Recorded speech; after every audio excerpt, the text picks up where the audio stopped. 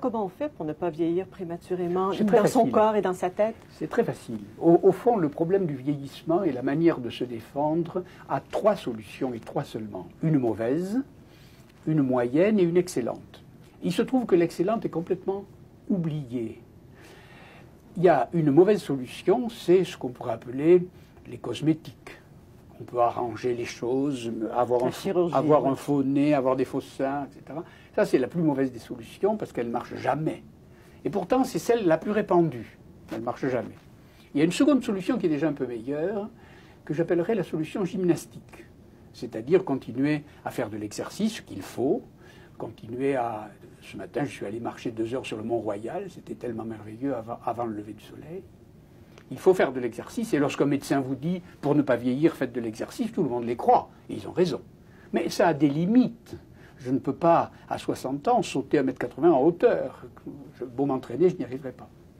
Et la troisième solution, qui est complètement oubliée, que personne ne pratique, et qui est pourtant de loin la meilleure, c'est la suivante. Elle est intellectuelle. Si un médecin vous disait un jour, si vous voulez ne pas vieillir, vous devez tous les jours faire de l'exercice physique, mais aussi un exercice un peu intellectuel.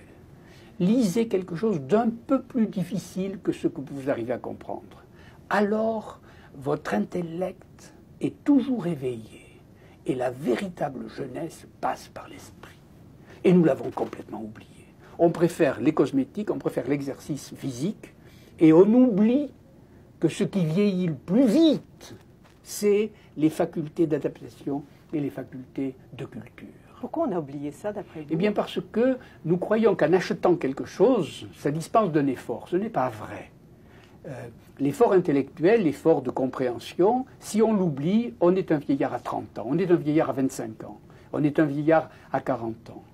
Tandis que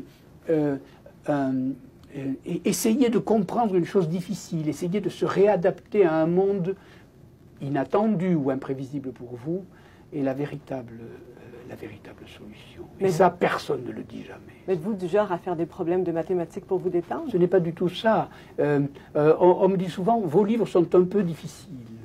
Alors je leur réponds, lisez mes livres. Lisez mes livres, vous allez voir. Vous allez avoir dès la difficulté à lire la première page, la deuxième, la troisième, etc. Puis le simple effort va vous faire rentrer dans un autre monde, mais vous-même, vous en gagnerez un extraordinaire bénéfice. Est-ce que c'est pour ça que vous écrivez de cette façon-là? Je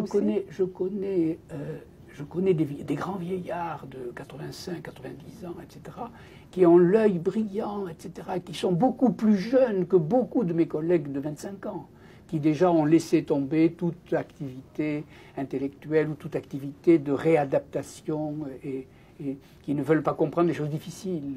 À force de taper sur le facile, à force de lire des choses évidentes ou de feuilleter en regardant seulement les images, on devient des imbéciles. Et devenir un imbécile, c'est ça, vieillir. Vous voyez ce que je veux dire? Vieillir, c'est surtout ne jamais vouloir faire d'efforts de ce genre. Mais est-ce qu'on apprend que ce que l'on comprend? Pas du tout, mais non. On apprend surtout ce qu'on ne comprend pas. Je veux dire par là que si, quand j'étais à l'école, je n'avais pas appris par cœur des fables de La Fontaine que je ne comprendrais pas, elles travaillent dans l'esprit, elles travaillent dans le ventre, elles travaillent dans le corps. Et on finit par les comprendre 10 ans, 20 ans, 40 ans après.